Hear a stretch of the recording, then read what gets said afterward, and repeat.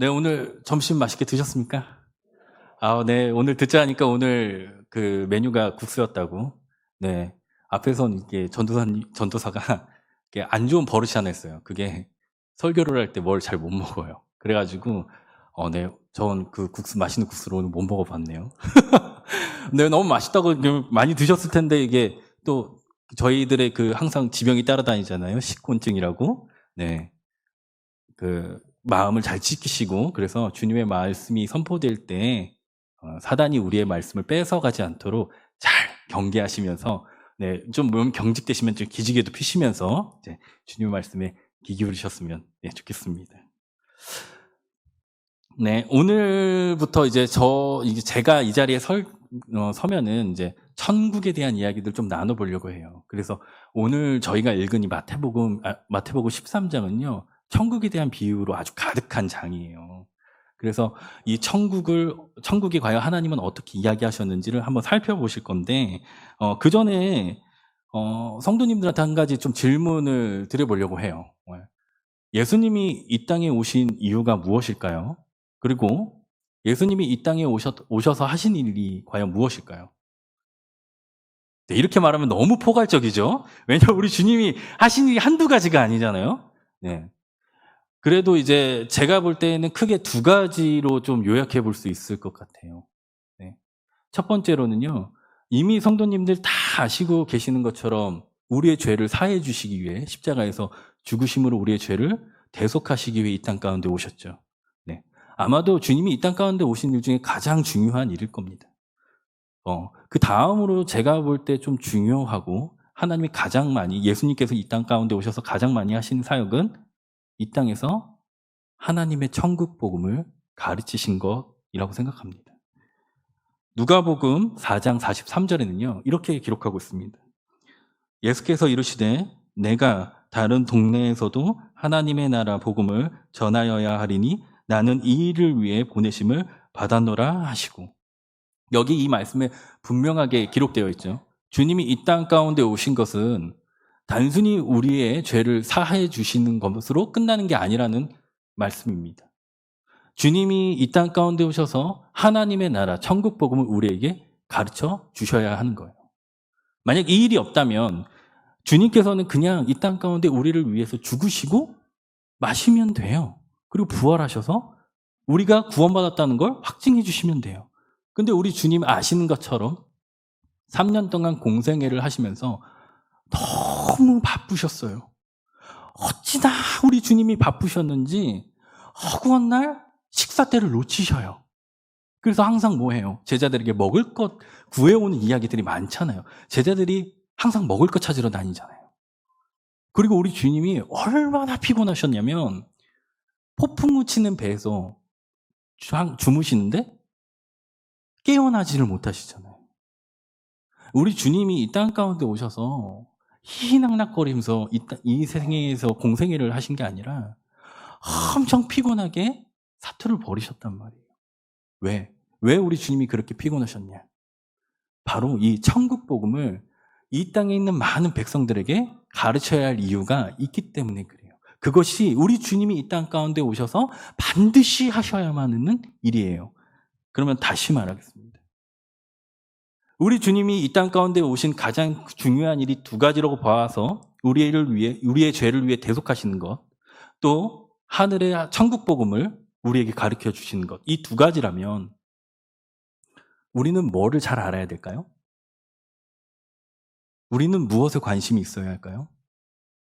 네, 천국에 관심이 있어야 합니다. 우리는 항상 천국을 소망해야 되고 천국을 알아야 합니다. 그러면 다시 성도님들한테 여쭤보겠습니다.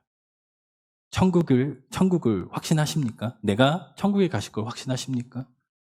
천국을 소망하십니까? 네, 너무 감사하네요. 왜냐면요, 조국교회 안에 좀 끔찍한 일들이 있어요. 그게 뭐냐면 어느 순간 천국 소망이 사라졌어요. 저희 할머니만 봐도 항상 천국을 소망하셨거든요. 우리 교회가 확장되는 역사들만 봐도 이 땅에서는 고나고 피곤하고 주렸지만 천국을 소망했어요. 그래서 날마다 먹을 것 없지만 나와 기도하셨거든요. 저희 할머니가 그러셨거든요. 교회를 가려면은 산을 넘어야 했어요. 근데 새벽마다 산을 넘어서 교회를 가셨어요. 제 어린 저를 등에 이렇게 저는 어렸을 때 기억이 있거든요. 저를 등에 메고 한겨울에 저희 할머니가 지리산에 사셨는데 지리산 언덕을 이렇게 건너가서 그런다고 지리산을 넘어간 건 아니고요. 지리산 언덕을 이렇게 넘어가시면서 그렇게 그래서 저는 교회가 되게 따뜻한 이미지가 있어요. 왜냐면 막 겨울바람에 할머니한테 엎여서 막 갔는데 교회는 따뜻해요. 그래서 저한테 항상 교회는 약간 따뜻한 그런 이미지가 좀 있거든요. 그런 것처럼 그렇게 어렵고 힘든 상황이고 정말 죽을 것 같은 그런 상황 속에서도 우리가 어떻게 버텼냐면 우리의 할머니들, 우리의 먼 이렇게 어른들은 어떻게 버텼냐면 천국 소망을 가지면서 버티셨어요. 그런데 이 강단에서도 그렇고 찬양에서도 그렇고 점점 천국에 관련된 설교가 사라지고 있고요. 천국에 대한 찬양들이 천국에 대한 감격들이 사라지고 있어요. 제가 지금 말씀드리는 건 죽어서 가는 천국만을 의미하지는 않아요. 천국은 두 가지가 있습니다. 우리가 죽어가는 천국이 있어요. 완전한 천국이죠. 그러나 이 땅에도 이미 천국은 시작됐습니다. 저를 좀 따라해 보시겠습니까? 이미, 그러나 아직. 네, 감사합니다. 이게 저희 장로교, 대한예수교 장로회 합동 측이 천국을 바라보는 가장 중요한 메시지입니다. 이미, 그러나 아직. 이미 저희 담임 목사님의 설교를 통해서 여러 번 들으셨겠지만 천국은 이미 임했습니다. 예수님이 이 땅 가운데 오셔서 천국 복음을 알리는 그 순간에 이미 천국은 시작된 거예요. 왜요? 주님의 말씀이 우리 마음 가운데 심겨졌잖아요. 주님이 우리 마음 가운데 오셔서 성령님이 우리 안에 들어오셔서 우리를 내주하시고 통치하시잖아요. 그래서 우리는 주님의 통치함을 받는 자들이에요. 그래서 우리 안에는 이미 천국이 시작됐어요. 우리 안에만 아니라 이 땅 가운데 이미 천국은 시작됐어요. 그런데 그 뒤가 중요하죠. 그러나 아직입니다.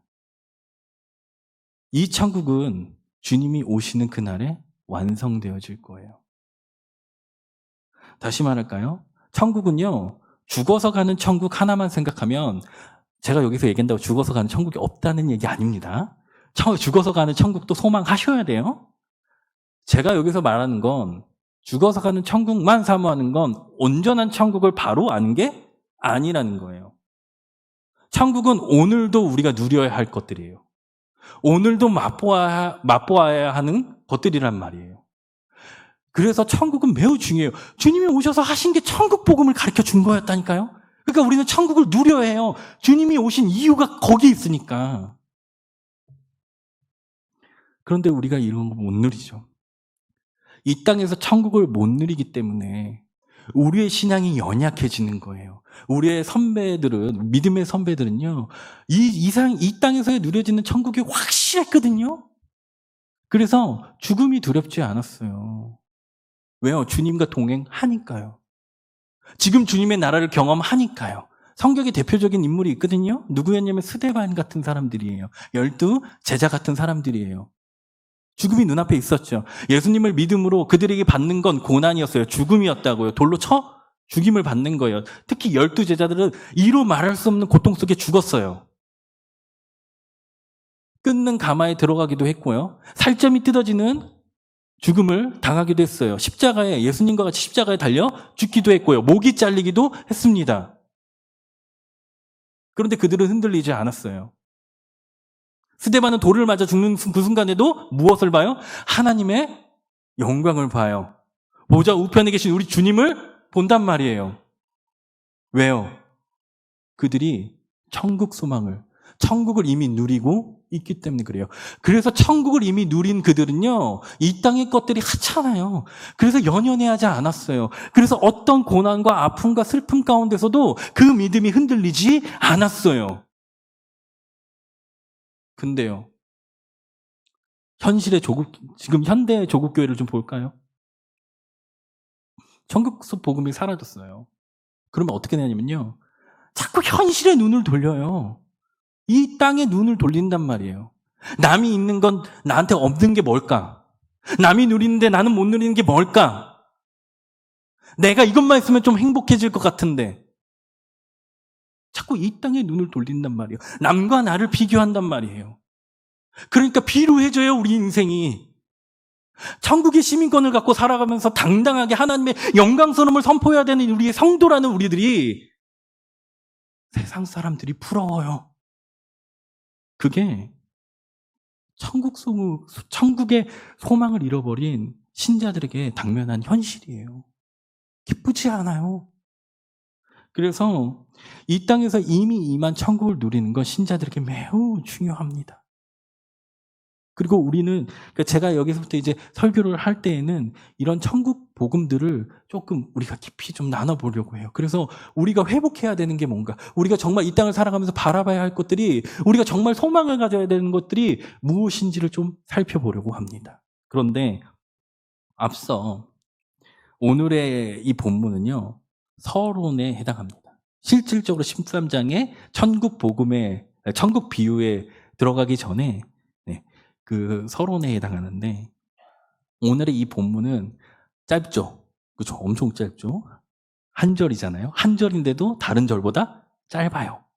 그런데 이 안에는 신앙에 대한 아주 놀라운 신비가 숨겨 있어요. 너무 짧기 때문에 실제로는 우리가 놓치는 부분들이거든요. 그래서 그 부분들을 먼저 살펴보려고 해요. 자, 13장에서는 제가 앞에 잠깐 언급했는데 천국에 대해서 이야기를 하는데 뭘로 설명하시는 줄 아시나요? 마태복음 13장 34절로 35절입니다. 마태복음 13장 34절로 35절. 네, 같이 읽도록 하겠습니다. 예수께서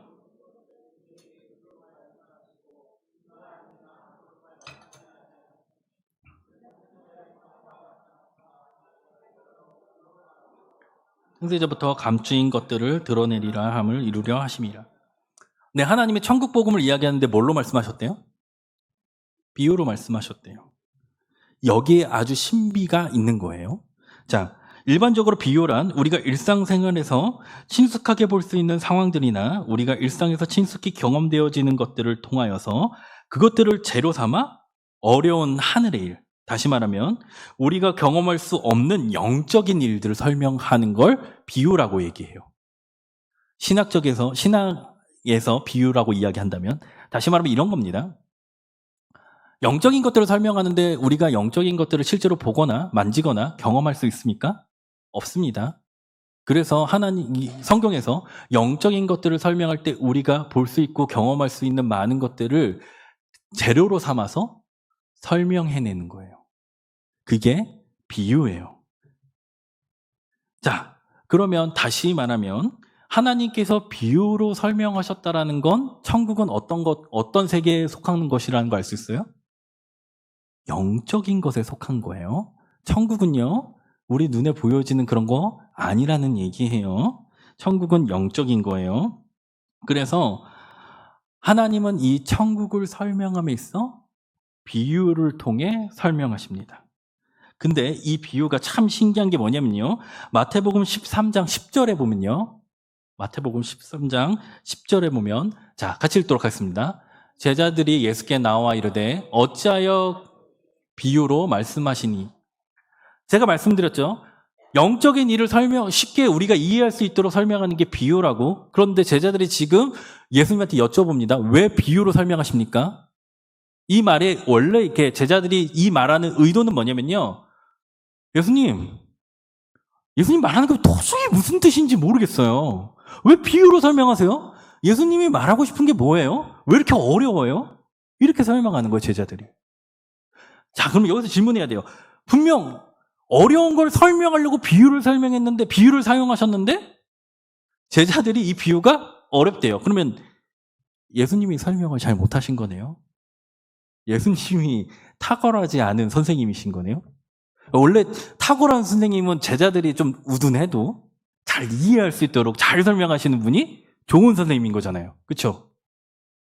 그러면 우리 예수님은 형편없는 선생님이신가요? 그렇지 않아요.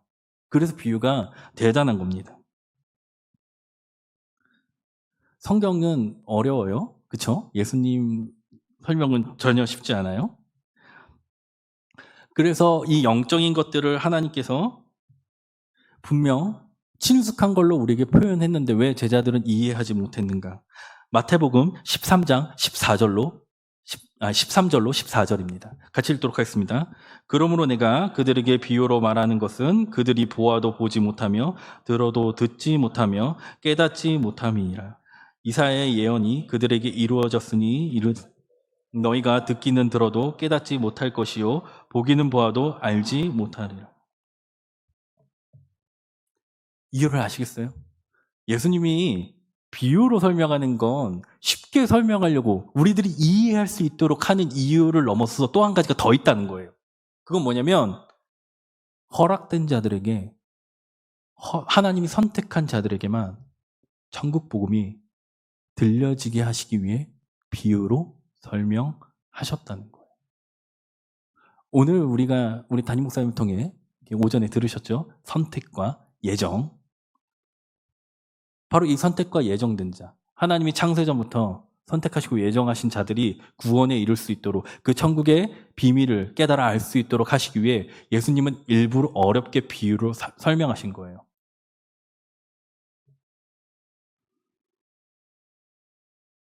이 말이 무슨 말인지 이해가 되시나요? 이해 안 되시죠?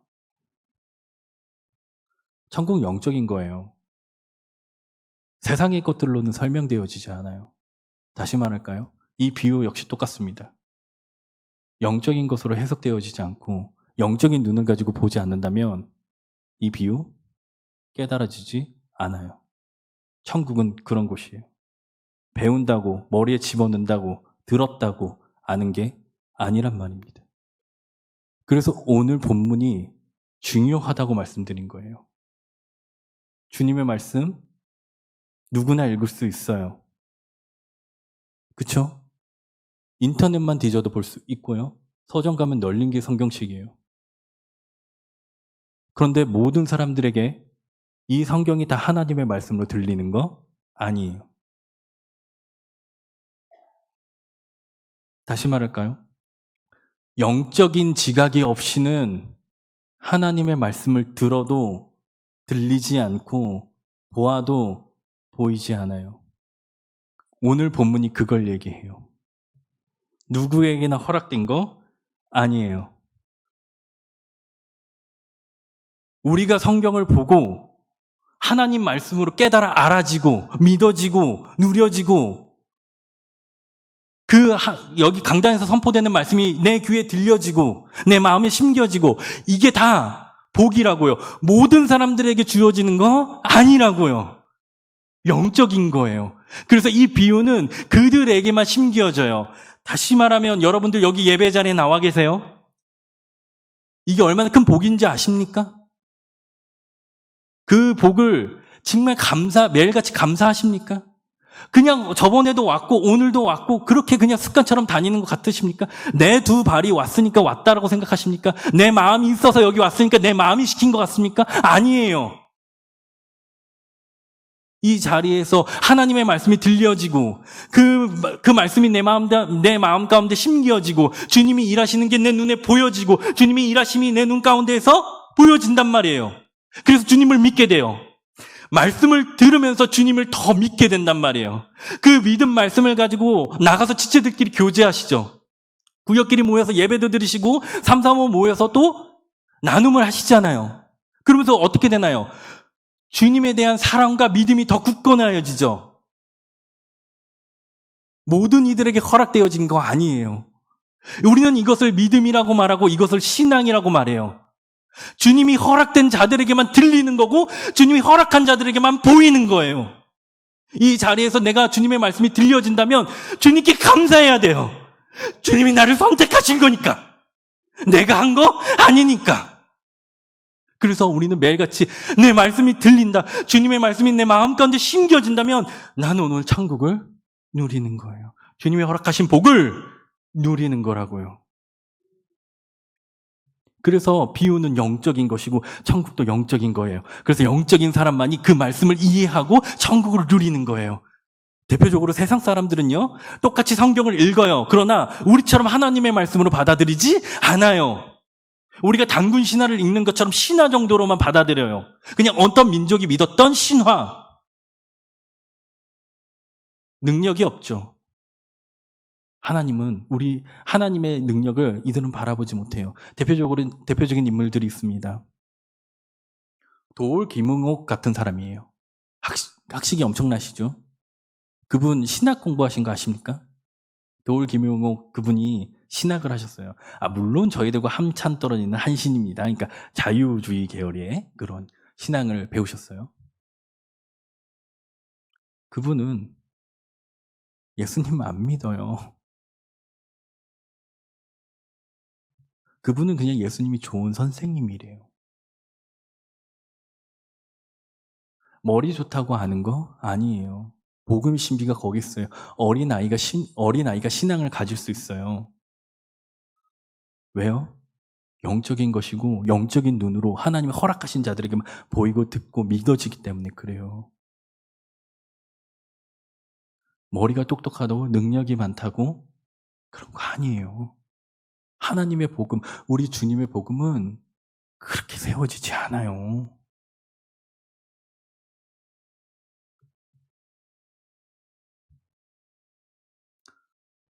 그러니 듣고 주님의 말씀이 들리고 보이는 게 얼마나 큰 복입니까? 그런데 우리가 이 복을 누리지 못하면요, 세상 사람들보다도 비천해요. 성도들 안에 그런 사람들 너무 많아졌어요. 코로나 시기를 겪으면서 그런 분들 너무 많아졌어요. 제가 전에 있던 교회 청년들이 이것 때문에 여러 번 혼났거든요. 코로나를 겪으면서 가장 크게 변한 게 뭔지 아십니까? 예배를요, 선택하기 시작했어요. 그전에는 그것도 이제 어른들은 많이 뭐라고 하셨는데, 일부 예배를 드릴까? 일부 예배를 빨리 드리고 어디를 좀 갔다 오고, 이런 것도 이제 저 어렸을 때 많이 혼났는데, 요즘의 선택지는 그런 선택지가 아닙니다. 오늘 교회를 안 가고 인터넷 예배로 그냥 대충 드릴까? 그리고 어디 가서 그냥, 그러면 될까?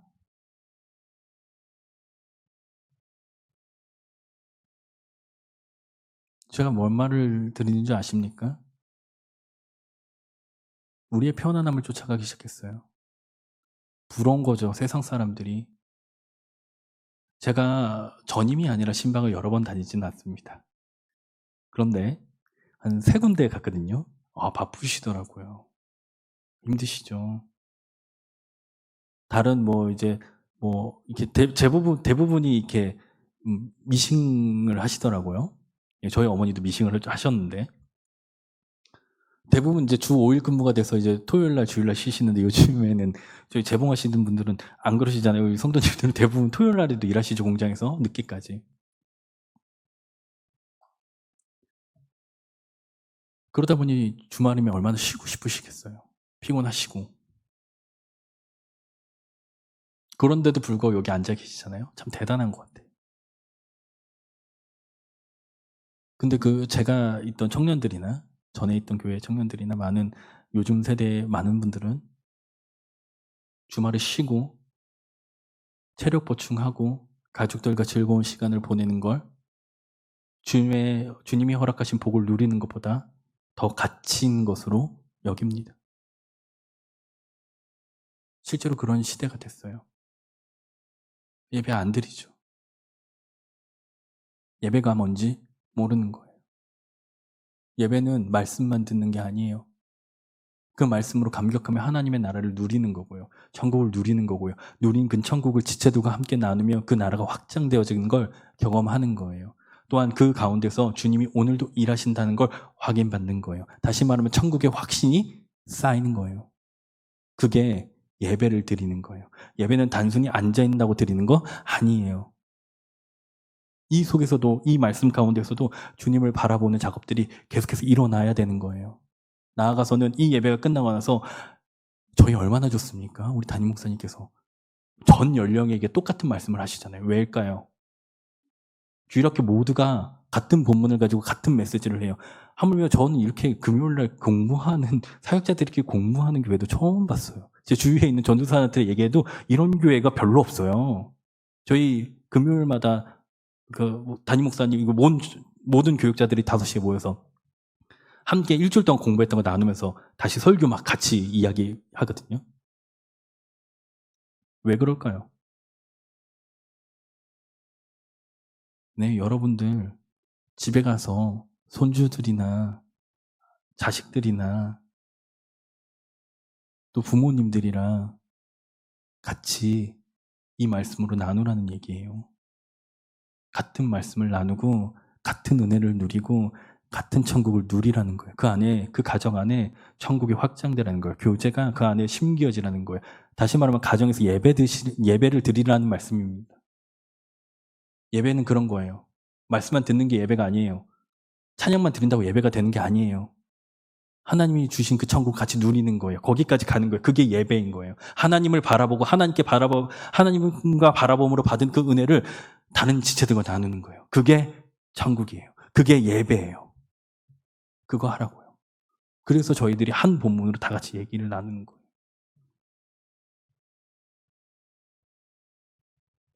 나누시래요. 다른 얘기. 어제 막 드라마가 너무 그렇지 않아도 우리 담임 목사님이 얘기하셨는데 눈물에 뭐였는데 무슨 드라마를 봐야 된다고? 하여튼 그래요. 그 드라마를 봐야 된대요. 좋죠. 그런 나눔도 되게 좋습니다. 삶을 나누는 것. 근데 넘어서서 같은 본문을 배우고 같은 말씀을 배웠잖아요. 그걸 나누세요. 드라마만 나누시지 말고 삶만 나누시지 말고 받은 은혜를 나누세요. 그러면 하나님의 일하심이 보여요. 이게 오묘해요. 이게 뭐냐면요. 장기 두는 거랑 비슷해요. 장기랑 바둑 두는 거랑. 장기 내가 둘 땐 잘 안 보여요. 근데 뒤에서 이렇게 남들을 두는 거 보면은 왜 저게 저렇게 두지? 막 이러면 다 보인단 말. 주님의 일도 비슷해요. 내 일이 되면 내 욕심과 내 조급함 때문에 주님의 일하심이 안 보여요. 근데 지체들과 나누잖아요? 근데 저 지체는 하나님이 일하시는 게 안 보여. 그런데 멀리서 저 지체를 보면 전 보이는 거예요. 아, 주님이 일하시는구나. 아, 우리 주님 그냥 죽으신 게 아니라 우리를 방치하는 게 아니라 오늘도 역사하시네. 하는 거예요. 그러니까 지체들끼리 많이 나누셔야 돼요. 그래서 은혜를 많이 나누심으로 천국이 확장되셔야 해요. 그런다고 착각하시면 안 돼요. 제가 말씀드렸듯이 육적인 것도 나누셔야 됩니다. 이게 이렇게 얘기를 하면 마치 육적인 건 모두 이게 이 세상의 것들은 모두 다 하찮고 무시해야 되는 것으로 생각하시는데 그렇지 않아요. 이 땅의 삶을 주님이 허락하셨어요. 이 땅의 직장을 하나님이 허락하셨어요. 그걸 이제 신학적으로는 직업 소명설이라 그래요. 하나님이 우리에게 노동을 통해 살아가라고 하나님이 창조하셨어요. 그러니까 아담도 에덴 동산에서 놀지 않았어요. 다스린다라는 것 자체가 노동의 뜻을 의미해요. 근데 그러니까 우리와 다른 점은 이런 거죠. 아담은 노동을 해도 기뻤어요. 왜요? 그게 하나님의 영광을 올려드리는 일이었거든요. 그게 예배였어요. 근데 우리는 노동이 됐잖아요. 그렇죠? 그래서 즐겁지 않아요, 일을 해도. 근데 그렇지 않아요. 육적인 것 안에서 우리가 하나님의 일하심을 발견해야 되거든요. 육적인 거 합차는 거 아니에요. 육적인 거 가지셔야죠. 누리셔야 돼요. 다만 우리는 하늘의 시민이에요. 그러니 영적인 것이 우선이에요. 하늘의 시민임을 잊지 말아야 돼요. 대표적으로 제가 한 가지만 이야기하고 좀 마치려고 하는데요. 저희 제가 저번에 있던 교회 이제 청년 지체가 이런 질문을 자주 해요. 청년들은 이런 실제로. 전도사님, 제가 이직을 하려고 그러는데, 이직을 하면 제 연봉보다 훨씬 많이 받고요. 그리고 저한테 더 많은 기회가 있어요. 그런데 이직을 안 하면요. 지금 있는 교회는 교회 사역하기 너무 좋아요. 도저히 둘 중에 뭘 선택해야 될지 모르겠어요.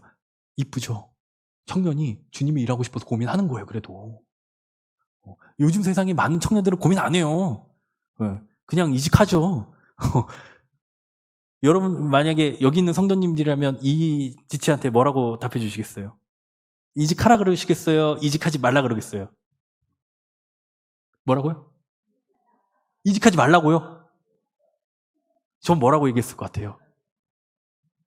전 뭐라고 얘기했을 것 같아요? 제 마음을 맞춰보세요. 하지 말라고요?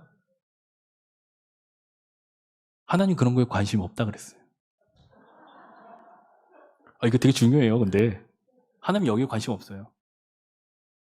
하나님은 이직해도, 전 답을 이렇게 해줬어요. 자매님, 하나님 그런 거 별로 관심 없습니다. 하나님이 정말 관심 있는 건, 이직을 한다면, 이직한 그 직장에서 어떻게 하나님의 영광스러움을 입증하며 어떻게 하나님 믿는 사람으로 살아갈 건지를 고민하십시오. 이직을 안 한다면 이 직장 생활에서 어떻게 하나님을 더 섬길지, 하나님이 나에게 원하시는 게 뭘지를 더 고민하십시오. 하나님이 원하는 건 그겁니다. 조국교회가 되게 웃긴 게 이런 거 가르쳐야 되는데 이런 거 안 가르쳐요. 너 꿈이 뭐니? 너의 비전이 뭐니? 뭐가 될지, 뭘 해야 될지, 뭘 말아야 될지, 뭐가 돼야 될지. 아니요. 그게 중요한 게 아니에요. 하나님한테 관심 있는 건 너가 어디에 속해서 어떤 시민으로 어떻게 살아갈 건지가 더 중요해요. 그러니까 제가 이런 말하면 조심스럽긴 한데 이렇게 대부분 자녀들보다는 손주들이나 이렇게 자녀들한테도 마찬가지고 무슨 대학 갈지 어떤 직장에 가야 될지 강요하지 마세요. 몰라요. 이 시대가 어떻게 될지 모르겠어요. 하루하루 바뀌잖아요. 제가 다시 말하듯이만 하나님 그 영혼이 어떤 대학 갈지 별로 관심 없으세요. 다시 말하면 어떤 직장에 가야 될지 관심 없으세요. 하나님이 관심 있는 건 너는 어느 나라에 속해서 어느 나라 백성으로 어떻게 살아갈 건지 그거에 더 관심이 있어요. 우리는 거기에 관심을 더 둬야 돼요. 육적인 것이 하찮은 게 아니라 그 육적인 것들을 대하는 하늘의 시민으로서의 자세와 태도가 어떨 건지를 먼저 결정하셔야 된다고요. 그게 중요해요. 어떠실 건지. 어떤 자세와 태도로 이 땅을 살아갈 건지가 더 중요해요. 지방에 있는 대학 가면 어때요? 대학에 좀 못 가면 어때요? 좋은 대학 갔는데 도울 김용옥 같은 그런 사람이 돼가지고 예수님은 좋은 선생님이래. 그런 게 낫겠습니까? 물론 이왕이면 다홍치바라는 우리나라의 속담이 있긴 하지만 저희가 정말 바라봐야 될 건 좋은 대학 가고 좋은 직장 가고 그거 아니에요. 가난하더라도 힘들더라도 얘가 하나님의 천국 소망을 가지고 기쁘게 살아간다면 좋다라는 마음을 가져야 돼요. 저는 저희 아들을 놓고 그런 기도를 합니다. 하나님 얘가 자라면서 많이 아플 거예요. 인간은 죄악되니까 얘는 살아가면서 많이 고달플 거예요. 고통받을 거예요. 고난이 임할 거예요. 근데 하나님 나는 이 아이가 고난을 기쁘게 감당하는 친구였으면 좋겠습니다. 그리고 또 한 가지를 더 기도해요.